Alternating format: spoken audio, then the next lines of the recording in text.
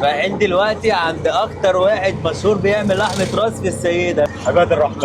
عباد الرحمن هو رقم واحد في السيدة.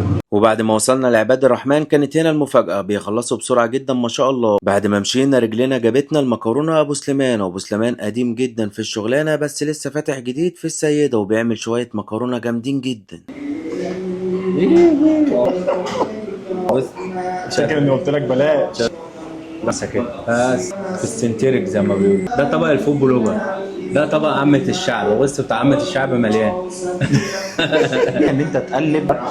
انا سمعت ما في احلى بص من شويه. العظيم بيعملوا حبه مكرونه، نفسي اعرف سريه عشان اعملها في البيت.